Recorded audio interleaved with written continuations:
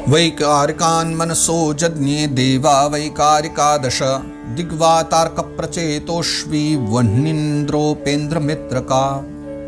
अच्छा, वैकारिक जो फिर अहंकार है, क्योंकि हमने 3 प्रकार की चर्चा पूर्व में की थी ना, उनमें से जो वैकारिक अहंकार है उससे मन की उत्पत्ति होती है।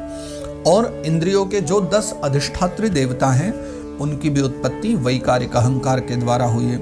वैकारिकान मनोजज्ञे, मन की उत्पत्ति हुई। देवा वैकारिकादश, 10 जो हैं वैकारिक देवताओं की उत्पत्ति हुई है, जो अधिष्ठात्री देवता हैं इंद्रियों के। कौन कौन से? दिग, वातार्क, प्रचेतो, श्विन, वह्निन्द्रो, पेन्द्र, मित्र काह।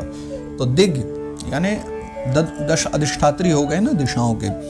तो सबसे पहले क्या बताए हैं? दिशा, दिग, ठीक है। उसके बाद वात यानी वायु, अर्क यानी सूर्य देवता, प्रचेता यानी वही वरुण जिनका नाम है, अश्विन, अश्वी यानी अश्विनी कुमार, और वह्नि, अन्नी यानी होता है अग्नि, अग्नि देवता का नाम है। इंद्र, हमारे इंद्र देवता। उपेंद्र, उपेंद्र कहते हैं भगवान विष्णु को। और मित्र, मित्र और प्रजापति ये दोनों एक ही साथ नाम लिए जाते हैं। मित्र का लिख दिया है, इसका मतलब मित्र और प्रजापति। तो दिशा, वायु, सूर्य, वरुण, अश्विनी कुमार, अग्नि, इंद्र, विष्णु, मित्र और प्रजापति, ये 10 जो है ना अधिष्ठात्री देवता कहे गए। और ये 10 अधिष्ठात्री इंद्रियों के देवता 10 इंद्रियों का जो अधिष्ठान है उनके स्वामी हैं, इनकी उत्पत्ति हुई है। आगे लिखते हैं 31वें श्लोक में, तेजसा तु विकुर्वाणादिन्द्रियाणि दशा भवन ज्ञान शक्ति क्रिया शक्तिर्बुद्धि प्राणश्च तेजसौ श्रोत्रम त्वघ्राण दृग्जिह्वा वाग्दोर्मेढ्रांघ्रिपायवः। तेजसा तु विकुर्वाणा। अच्छा, पूर्व वाले श्लोक में तो जो बताया अभी 10 इंद्रियों के 10 अधिष्ठात्री देवता और मन, ये तो वैकारिक अहंकार से प्रकट हुए हैं। लेकिन 3 अहंकारों की हमने चर्चा की थी ना, वैकारिक, तेजस और हाँ, तो अब इस श्लोक में हम तेजस अहंकार की बात करेंगे। तेजस अहंकार के द्वारा जो है, इन अहंकार में जब विकार हुआ, तेजस अहंकार के विकार से जो है 5 ज्ञानेंद्रियां और 5 कर्मेंद्रियां, 10 इंद्रियों की वैकारिक अहंकार से इनके स्वामी प्रकट हुए, और तेजस अहंकार से ये स्वयं इंद्रियां प्रकट हुई हैं। कौन कौन सी हुई हैं वो बता रहे हैं कि 5 जो है ज्ञानेंद्रियां प्रकट हुई। श्रोत्र, ये त्वचा, नेत्र, जिह्वा और घ्राण, नासिका। तो ये 5 ज्ञानेंद्रियां हुई, और इसके अलावा 5 कर्मेंद्रियां भी यहाँ प्रकट हुई हैं। 5 कर्मेंद्रियों की भी चर्चा है, जो हुए वाक, हस्त, पाद, गुदा और जननेन्द्रिय। ये 5 कर्मेंद्रियां भी जो है तेजस के द्वारा ही प्रकट होती हैं, तेजस अहंकार से ही। और साथ ही ज्ञान शक्ति क्रिया शक्तिर बुद्धि प्राणश्च तेजसौ, इसके साथ और भी कुछ प्रकट हुए हैं जो तेजस अहंकार से प्रकट होते हैं। वो क्या है? ज्ञान शक्ति रूप बुद्धि, बुद्धि का जो जन्म है वो भी तेजस अहंकार से, और क्रिया शक्ति रूप प्राण, ये भी तेजस अहंकार से, यानी बुद्धि और प्राण की उत्पत्ति भी तेजस अहंकार से होती है। बस इतना है, ये ज्ञान शक्ति से बुद्धि प्रकट हुई है, क्रिया शक्ति से प्राण प्रकट हुए। हाँ, इससे अगले श्लोक में और बतलाते हैं, यदैते संगता भावा भूतेन्द्रिय मनोगुणाः यदायतन निर्माणे नशेकुर ब्रह्म वित्तमः। वित्तमा, नारद बाबा से अब ब्रह्मा जी कह रहे हैं, और सुखदेव बाबा राजा परीक्षित को समझा रहे हैं कि जब तक यह यदैते असंगता भावा भूतेन्द्रिय मनोगुणा। देखो, अब निर्माण तो सब चीज़ों का हो गया, यानी कि जैसे गाड़ी बनाई जाती है तो गाड़ी बनाने के लिए एक साथ थोड़ी ना सब गाड़ी में तैयार किए जाते हैं, पहले पार्ट्स बनते हैं अलग अलग, और बहुत सारे पार्ट्स बना करके बस फिर एक बहुत बड़ा हॉल होता है। अगर आपने कभी देखा हो तो जहाँ पर गाड़ियाँ असेंबल की जाती हैं, और बहुत सारे अलग अलग पार्ट्स जो हैं, मुझे शायद मैंने कहीं पढ़ा था एक बार कि प्रत्येक गाड़ी में लगभग 6 लाख पार्ट्स होते हैं, पर इस शरीर में तो उससे भी ज़्यादा है। तो वो जो एक गाड़ी है उसके पार्ट्स अलग अलग तैयार होते हैं, फिर बहुत छोटे पार्ट्स को जोड़ जोड़ करके एक बड़ा पार्ट्स तैयार किया जाता है। इंजन अलग, दरवाजा अलग। अब एक इंजन में भी तो कितने हजारों पार्ट्स हो गए, एक दरवाजे में भी तो सैकड़ों पार्ट्स हो गए। लेकिन इन सबको तैयार करके फिर बड़े स्थान पर, जहाँ मशीन के ऊपर सब चलते रहेंगे एक एक करके पार्ट्स, और उनमें नए नए पार्ट्स जोड़े जाएंगे, है ना। नीचे के एक्सल वगैरह बॉडी पार्ट रखा रहता है एक विशेष, और बाकी उसमें दरवाजे, कांच आदि फिट किए जाते हैं, असेंबल किया जाता है। तो यानी पार्ट्स तो तैयार हो चुके हैं, लेकिन अब इनको असेंबल करना बाकी है। तो 32वें श्लोक में लिखते हैं यदैते असंगता भावा भूतेन्द्रिय मनोगुणा, कि नारद बाबा ब्रह्मा जी कह रहे हैं कि जिस समय ये पंचभूत इंद्रियां, 10 इंद्रियां जिनकी हमने चर्चा करी, मन और सत्वादि जो है तीनों गुण, यानी सत्व रज तम, ये 3 गुण, मन, पंचभूत और इंद्रिया, ये बन तो गए थे, निर्माण हो गया, लेकिन तीनों परस्पर जो है संगठित नहीं हुए थे। तब क्या हुआ कि यदायतन निर्माणे नशेकुर ब्रह्मवित्तमः, तभी अपने भोगों के लिए, तब अपने रहने के लिए इन सब ने मिलकर के अपने रहने के लिए भोगों के साधन रूप जो है शरीर का निर्माण न कर सके। कोई तो व्यक्ति चाहिए ना, इनका निर्माण भी तो करवाना, तो पार्ट्स तो तैयार हो गए, बुद्धि तैयार है, मन तैयार है, तीनों गुण तैयार है, सत्व रज तम आदि, और 10 इंद्रियां तैयार है। अब इनसे मिलकर के तो एक भोग रूप शरीर बनेगा जो भोग कर सकता है। लेकिन ये सब मिलकर के जो है एक शरीर का यदा यतन निर्माणे न शेकुर ब्रह्मवित्तम, हे ब्रह्मवित्तम नारद जी, ये किसी शरीर की रचना न कर सके। फिर क्या होता है, 33वें श्लोक में लिख रहे हैं तदा संहत्य चान्योन्यम भगवत शक्ति चोदिताः सदसत्वमुपादाय चोभयम ससृजुर्यदः। तदा संहत्य चान्योन्यम, कैसे, भगवत शक्ति चोदिताः, जब ये स्वयं कुछ न करें तो भगवान ने इन्हें अपनी शक्ति से प्रेरित किया, और भगवान की शक्ति से प्रेरित होकर के फिर वो जो सारे के सारे तत्व हैं वो आपस में एक दूसरे के साथ मिल गए। तदा संहृत्य चान्योन्यम, फिर सब एक दूसरे से अन्य में आपस में संगठित हो गए। वो सब के सब जितने भी तत्व थे, भूत थे, पंच महाभूत थे, 10 इंद्रियां थी, सब आपस में जो है जुड़ने लगे। और सदसत्व मुपादाय चोभयम ससृजुर्यदः, उसके पश्चात में जब वो सब आपस में मिल गए तो कार्य कारण भाव उन्होंने स्वीकार कर लिया, और कार्य कारण भाव स्वीकार किया तो व्यष्टि समष्टि रूप पिंड ब्रह्मांड की फिर जो है रचना की गई। फिर जो है पिंड और ब्रह्मांड दोनों की रचना हुई, फिर सृष्टि का निर्माण होने लगा, ब्रह्मांड रचा गया। उसके बाद क्या होते हैं, फिर आगे की चर्चा करते हैं। एक पिंड रूप ब्रह्मांड रचा है, अभी इससे ज्यादा कुछ भी नहीं हुआ है। मानव शरीर अभी नहीं बने, वो तो बहुत दूर की बात है। अभी तो सृष्टि का आरंभ बतला रहे हैं कि कैसे कैसे बने हैं। तो सबसे पहले वो जितने भी गुण थे जिनकी हमने चर्चा करी, सत्व रजतम आदि इंद्रियां थी, उन सब मिलकर के एक पिंड ब्रह्मांड की रचना करते हैं। उसके पश्चात फिर आगे बतला रहे हैं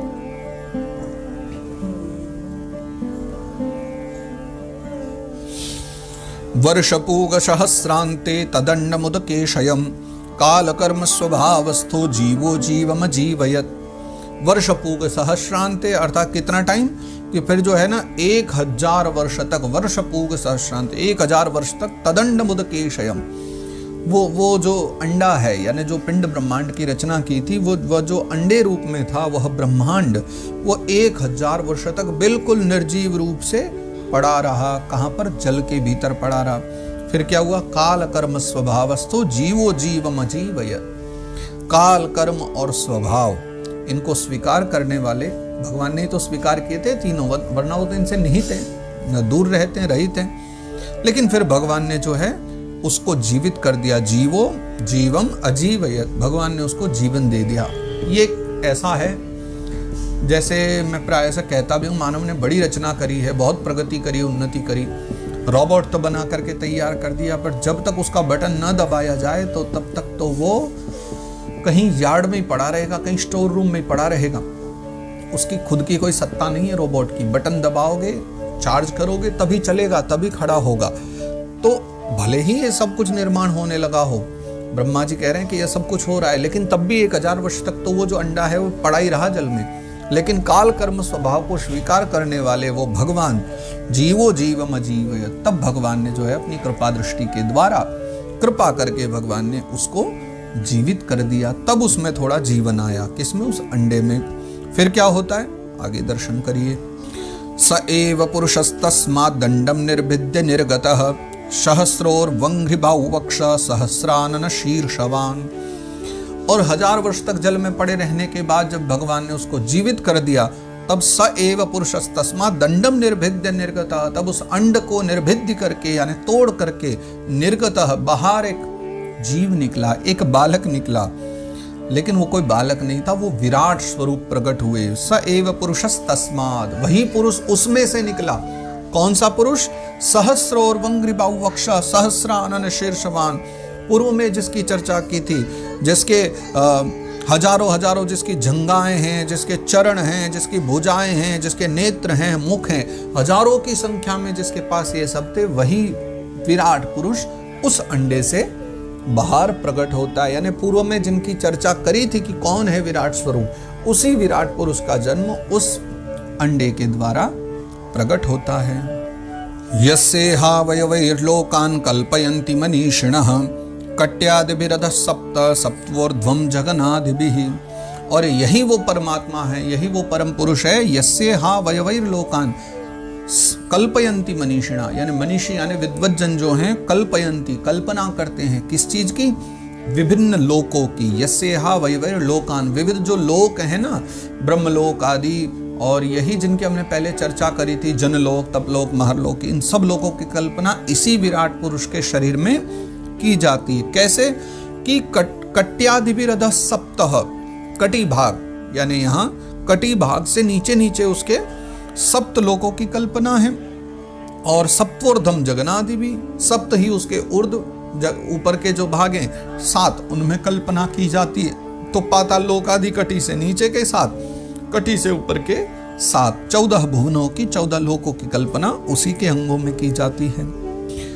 पुरुषस्य मुखम ब्रह्म क्षत्र में तस्य बाहवः ऊर्वो वैश्यो भगवतः पद्भ्याम शूद्रोभ्यजायत। अच्छा, वही जिसके लिए कहा गया है कि उसके कटी भाग से नीचे 7 पाताल कहे गए और 7 स्वर्ग कहे गए, ऊपर की तरफ 7 लोक भी जिन्हें आप कह सकते हो, उन्हीं वही जो परमात्मा उस अंडे से प्रकट हुआ। पुरुषस्य मुखम ब्रह्म, उसी पुरुष का जो मुख है ब्राह्मण है। क्षत्र में तस्य बाहव, क्षत्रिय है उसकी भुजाएं हैं, बाहव हैं। ऊरोर वैश्यो भगवतः, उसके जो ऊरु हैं, है ना, जंघाएं हैं, वही उसके भगवान के विराट स्वरूप के वैश्य हैं। उर्वोर वैश्यो, वैश्य उसके उरु भाग हैं। और पद्भ्याम शूद्रोभ्यजायत, और उसी के जो चरण हैं वो शूद्र रूप हैं, जिनसे शूद्र उत्पन्न हुए हैं। 37वें श्लोक में ऐसा कहते हैं, यानी सब के सब हैं परमात्मा के ही अंग स्वरूप। भूर्लोकः कल्पितः पद्भ्याम भुवरलोकोऽस्य नाभितः हृदास्वरलोक उरसा महरलोको महात्मनाः। तो भूर्लोकः कल्पितः पद्भ्याम भुवरलोकोऽस्य नाभितः, यानी भगवान जो हैं वही विराट स्वरूप हैं। उनके पैरों से लेकर नीचे से कटी पर्यंत तक जो है 7 पाताल और भूलोक की कल्पना की गई है। नाभि में उनके भुवरलोक है, हृदय में स्वरलोक है, परमात्मा का वक्षस्थल महरलोक माना गया है। तो ऐसी उनमें विद्वज्जन कल्पना करते हैं। ग्रीवायाम जनलोकश्च तपोलोकस्तनद्वयात् मूर्धभिः सत्यलोकस्तु ब्रह्मलोकः सनातनः। भगवान का जो गला है वो जनलोक माना गया है। भगवान के दोनों स्तनों में तपोलोक है, मस्तक में ब्रह्मा जी का निवास जो स्थान है, नित्य निवास है ब्रह्मा जी का, जिसे हम सत्यलोक कहते हैं, वो भगवान का मस्तक माना गया है। तत्कट्याम चातलम क्लृप्त मूरुभ्याम वितलम विभोः जानुभ्याम सुतलम शुद्धम जंघाभ्याम तो तलातलम। फिर उन विराट भगवान की जो पुरुष की जो कमर है, विराट पुरुष की जो कमर है, उसमें अतल, जांघें जो हैं उसमें वितल, घुटने जो हैं उसमें पवित्र सुतल लोक, क्योंकि वहां महाराज बलि विराजते हैं, वो पवित्र माना गया है। और भगवान की जो जंघा हैं उसमें तलातल जो हैं उस लोक की कल्पना की गई है। महातलम तो गुल्फाभ्याम प्रपदाभ्याम रसातलम पातालम पादतलत इति लोकमयः पुमान्।